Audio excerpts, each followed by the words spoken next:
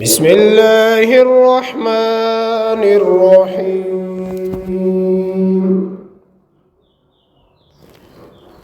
الحج أشهر معلومات فمن فرض فيهن الحج فلا رفث ولا فسوق ولا جدال في الحج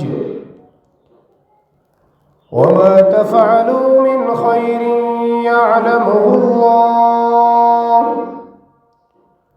وتزودوا فإن خير الزاد التقوى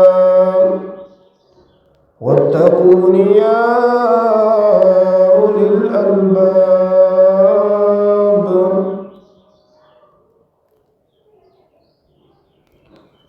صدق الله العلي العظيم وصدق رسوله النبي الأمي الكريم ونحن على ذلك لمن الشاهدين والشاكرين والحمد لله رب العالمين. عقیدت اور احترام کے ساتھ درود شریف پڑھ لیں. اللهم صل على سيدنا ومولانا محمد وعلى آل سيدنا ومولانا محمد وأصحاب سيدنا ومولانا محمد وأزواج سيدنا ومولانا محمد وبارك وسلم. يا رب صل وسلم دائما أبدا على حبيبك خير الخلق كلهم. هو الحبيب الذي ترجى شفاعته لكل هول من الأحوال مقتحم. میرے واجب الاحترام بزرگوں، عزیز ساتھیوں، اللہ رب العزت کا بہت بڑا شکر و احسان ہے کہ جس رب ذوالجلال نے ہمیں رمضان المبارک تک پہنچایا، رمضان کے روزے رکھنے کی توفیق عنایت فرمائی اور اپنی عبادات میں مشغول رکھا.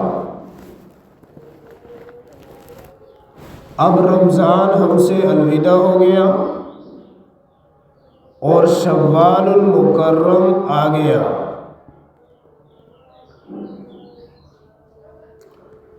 اسلامی سال کا 10واں مہینہ ہے شوال المکرم. اس کے بعد ذی القعدہ آئے گا اور پھر ذی الحج.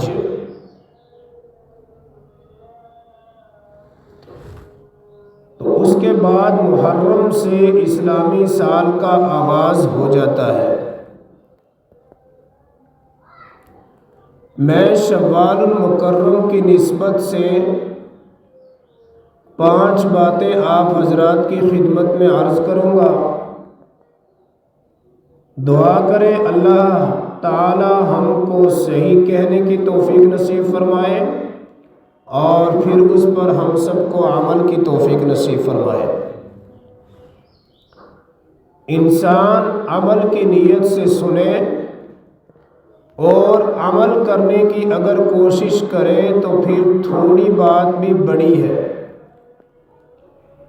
اور اگر عمل کی نیت نہ ہو تو پھر جتنے مرضی واعظ اور نصیحت کی جائے وہ کوئی معنی نہیں رکھتی. شوال المکرم کی پہلی تاریخ کو اللہ رب العزت نے یہ فضیلت عطا فرمائی ہے کہ شوال کی پہلی تاریخ کو عید الفطر ہوتی ہے. رمضان المبارک کا مہینہ ختم ہو گیا، شوال کا چاند نظر آ گیا تو لوگ عید مناتے ہیں. یعنی شوال کی پہلی تاریخ اللہ نے عید الفطر مقرر فرمائی، تو شوال کو یہ فضیلت حاصل ہوئی ہے کہ شوال کے مہینہ میں عید الفطر جیسی عظیم الشان عبادت ہوتی ہے، اور عید الفطر جیسی عظیم الشان مسلمانوں کی عید وہ شوال میں منائی جاتی ہے۔ تو گویا یہ بھی شوال المکرم کی فضیلت ہے کہ اس مہینے میں اللہ نے عید کو رکھا ہے۔ اور دوسری فضیلت، شوال المکرم کو اللہ نے یہ نصیب فرمائی ہے، حضرت ابو ایوب انصاری رضی اللہ تعالی عنہ کی روایت ہے صحیح مسلم میں، فرماتے ہیں کہ جناب رسول اللہ صلی اللہ علیہ وآلہ وسلم نے ارشاد فرمایا کہ جس آدمی نے رمضان کے روزے رکھے ثواب کی نیت سے، اور پھر ان کے ساتھ شوال المکرم کے 6 روزے رکھے، کانا کصیام الدہر، اللہ رب العزت اس شخص کو پورے سال روزے رکھنے کا ثواب عطا فرما دیتے ہیں۔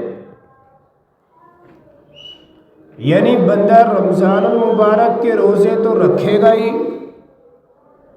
لیکن شوال المکرم کے 6 روزے بھی اگر اللہ توفیق عطا فرما دے تو رکھنے چاہیے، کیونکہ شوال کے 6 روزوں کی وجہ سے اللہ رب العزت پورے سال کی عبادت کا ثواب عطا فرما دیتے ہیں۔ رمضان کے 30 روزے اور شوال کے 6 روزے، یہ 36 ہو گئے۔ اور قرآن کریم میں اللہ رب العزت کا ارشاد ہے، من جاء بالحسنۃ فلہ 10 امثالها، اگر بندہ نیکی ایک کرتا ہے اللہ اس کا اجر 10 سے دیتے ہیں۔ یعنی رمضان میں تو بڑھا چڑھا کر کے ہے، لیکن غیر رمضان میں کوئی بندہ ایک نیکی کرے تو اس کے رجسٹر میں 1 نہیں لکھی جاتی، بلکہ اس کے نامہ اعمال کے رجسٹر میں 10 نیکیاں لکھی جاتی ہیں۔ چونکہ قرآن میں اللہ نے فرمایا من جاء بالحسنہ فلہ 10 امثالها، اگر کوئی نیکی ایک کرے گا اجر 10 کا پائے گا، اگر کوئی گناہ ایک کرے گا تو اس کا 1 ہی گناہ لکھا جائے گا۔ پہلے تو فرشتے گناہ لکھتے نہیں ہیں کہ اس نے گناہ کر لیا، شاید یہ توبہ کر لے، شاید یہ اللہ سے رجوع کر لے اور پھر مجھے رجسٹر سے مٹانا ہی ہے، تو اس لیے لکھنے کی ضرورت نہیں ہے۔ لیکن جب بندہ گناہ کر کے توبہ نہیں کرتا، گناہ کر کے اس کو شرمندگی کا احساس نہیں ہوتا، گناہ کر کے اللہ کی طرف رجوع نہیں کرتا، تو پھر اس بندے کا وہ گناہ لکھ لیا جاتا ہے، لیکن ایک گناہ کیا ہے تو 1 ہی لکھا جائے گا، اور اگر نیکی ایک کی ہے تو اجر 10 کا لکھا جائے گا۔ رمضان کے 30 روزے ہیں اور شوال کے 6 روزے، تو یہ 36 روزے ہو گئے، اور 36 کو اگر آپ ضرب دو گے تو یہ 360 بنتے ہیں، چونکہ اسلامی سال کے مہینوں کے دن، یعنی اسلامی سال جو ہے وہ ٹوٹل 360 دنوں پر مشتمل ہوتا ہے۔ جو شمسی سال ہے جسے ہم 2026 یا جنوری فروری وغیرہ کہتے ہیں، تو اس کے دن اوپر ہو جاتے ہیں، لیکن قمری سال جو اسلامی سال ہے اس کے دن متعین رہتے ہیں اور 360 دن ہوتے ہیں سال کے۔ تو اگر 36 سے ضرب دیا جائے تو یہ 360 بنتے ہیں۔ یعنی اگر کوئی رمضان کے روزے بھی رکھے، ان کے ساتھ ساتھ شوال کے 6 روزے بھی رکھے، تو اس شخص کو پورے سال روزے رکھنے کا اجر و ثواب ملے گا۔ یہاں ایک مسئلہ اور ذہن نشین کر لیں کہ اگر کسی کے رمضان کے روزے چھوٹ جائیں تو قرآن میں ہے فَعِدَّةٌ مِّنْ أَيَّامٍ أُخَرَ، اگر تمہارے روزے رمضان میں چھوٹ گئے ہیں تو پھر دوسرے دنوں میں ان کی قضا رکھنی تم پر واجب ہے، نہیں رکھو گے تو گناہگار ہوگے۔ بندہ یہ نہ سمجھے کہ رمضان کا روزہ چھوٹ گیا تو اللہ اللہ خیر صلاح، ایسا نہیں ہے۔ اگر کسی شرعی عذر کی بنا پر چھوٹ جائے، جیسے عورتوں کو عذر ہوتا ہے، تو اسی طریقے سے اس کی قضا غیر رمضان میں رکھنی ہے۔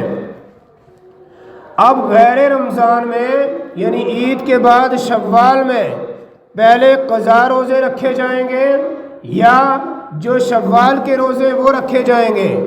تو احناف کے نزدیک پہلے شوال کے 6 روزے رکھ لے، پھر اس کے بعد رمضان کے قضا روزے رکھے گا۔ کیوں؟ اس کی وجہ یہ ہے کہ جو رمضان کے قضا روزے ہیں وہ پورا سال رکھنے کی اجازت ہے، جب چاہو رکھ لو، لیکن شوال کے 6 روزے یہ صرف شوال میں ہی رکھے جائیں گے۔ اب ان روزوں کو کس طرح رکھنا ہے؟ تو اس کے لیے یہ حکم نہیں ہے کہ آپ جو ہے کنٹینیو رکھتے جائیں، ایک کے بعد دوسرا تیسرا۔ آپ ایک روزہ رکھیں، پھر 2 دن کے بعد دوسرا رکھ لیں، پھر 4 دن کے بعد تیسرا رکھ لیں، تو اس طریقے سے پورے مہینے میں 6 روزے ہیں۔ تو لہٰذا اس کا اہتمام کرنا چاہیے۔ شیخ الحدیث حضرت مولانا سرفراز خان صفدر رحمۃ اللہ علیہ شعبان کا روزہ جو 15ویں تاریخ کو ہوتا ہے، 70 سال تک انہوں نے وہ روزہ نہیں چھوڑا، اور جب 70 سال کی عمر کو پہنچ گئے تو شدید بیماری کی وجہ سے روزہ نہ رکھ سکے، تو ان کے بیٹے نے دیکھا کہ وہ کمرے میں بیٹھ کے رو رہے ہیں۔ پوچھا ابا جی کیوں رو رہے ہیں؟ کہا کہ 70 سال تک ہم نے شعبان کی 15ویں تاریخ کا روزہ نہیں چھوڑا، اور آج بیماری نے اتنا شدت اختیار کی کہ ہم سے روزہ چھوٹ گیا، اس کے چھوٹنے پر افسوس ہے اور اس افسوس پر ہم رو رہے ہیں۔ یعنی بزرگان دین کا، علماء امت کا یہ حال تھا کہ نفل کے چھوٹنے پر افسوس کرتے تھے، نفل کے چھوٹ جانے پر دکھ ہوتا تھا، نفل کی کہ حالانکہ نفلی روزہ تھا، نہ رکھتے کوئی گناہ نہیں تھا، رکھ لیتے تو اجر و ثواب تھا، لیکن نفل کے چھوٹنے پر اتنا افسوس ہے۔ لیکن آج ہم اپنا معائنہ کریں کہ ہم تو فرض بھی چھوٹ جاتے ہیں اور کان پر جوں تک نہیں رینگتی، ہم سے تو فرائض اور سنت کی پرواہ نہیں ہوتی۔ اگر کوئی فرض پڑھتا بھی ہے تو سنتوں کا اہتمام بالکل نہیں ہے، سنت کی کوئی حیثیت سمجھتے ہی نہیں ہے۔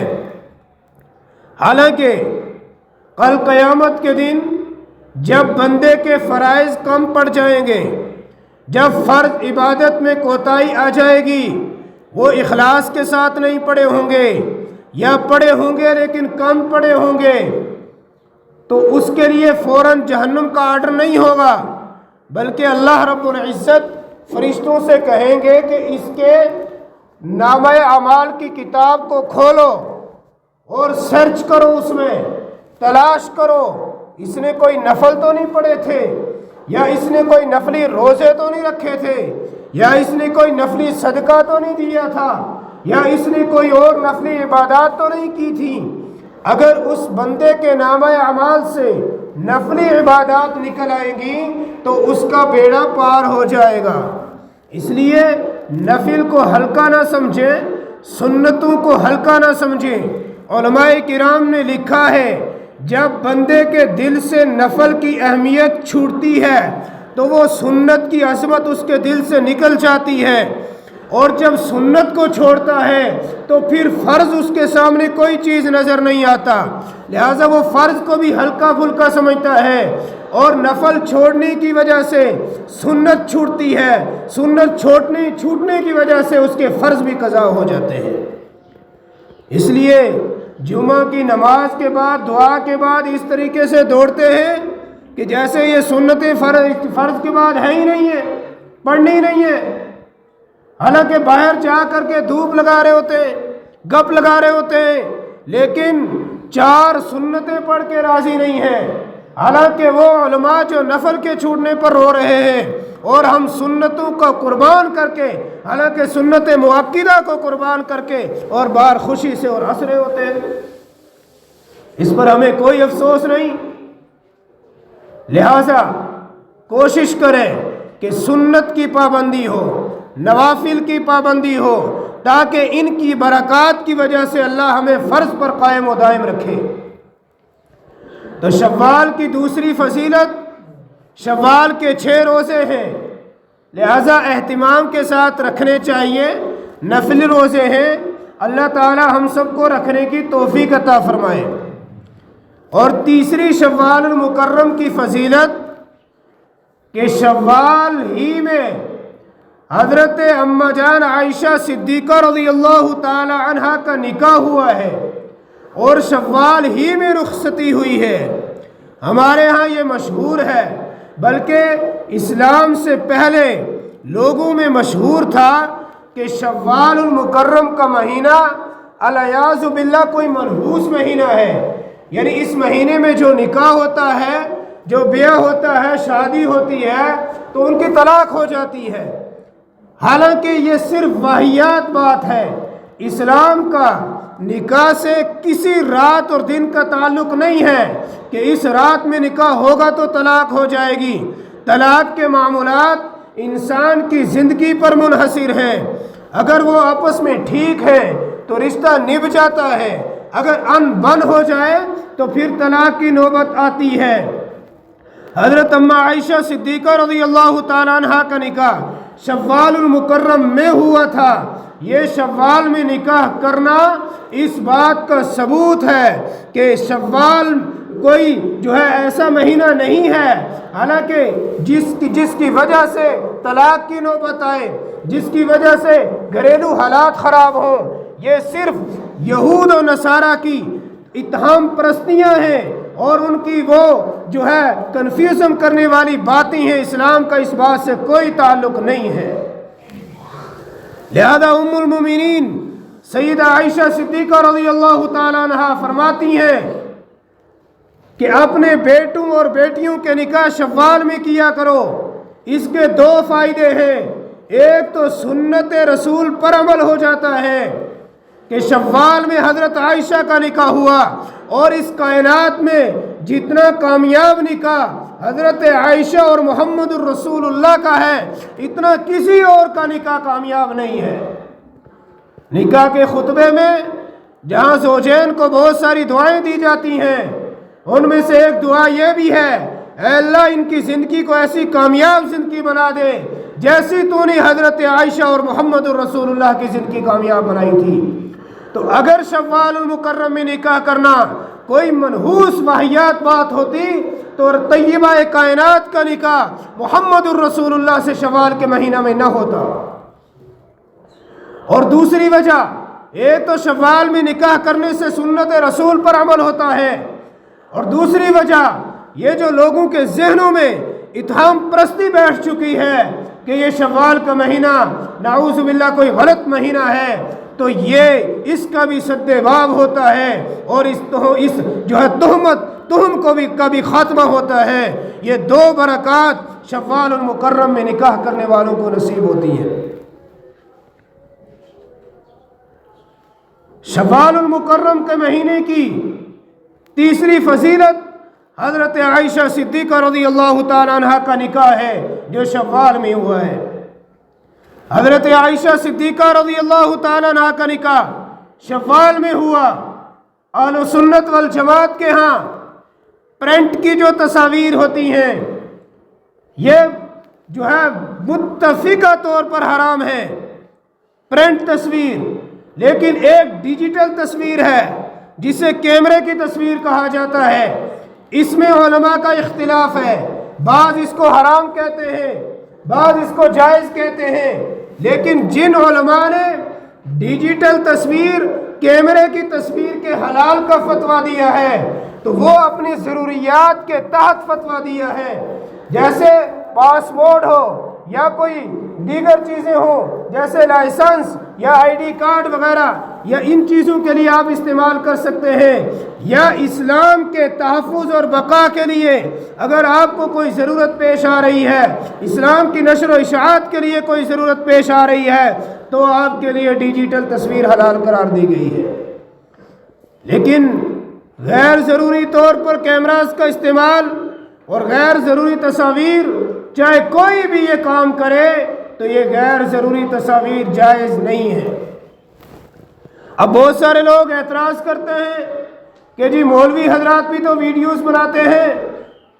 یاد رکھیں، اگر باطل میڈیا پر آ کر، سوشل میڈیا پر آ کر ہمارے نوجوانوں کے دین و ایمان پر حملہ کرنے کی کوشش کی جاتی ہے، ان کے ذہنوں میں شکوک اور شبہات ڈالے جاتے ہیں، تو پھر ان شکوک اور شبہات کا جواب دینے کے لیے علماء کو بھی میڈیا پر آنا پڑتا ہے، کیونکہ باطل جو حربہ استعمال کرتا ہے تو اس کے توڑ اور اس کا جواب بھی اسی انداز میں ہونا چاہیے۔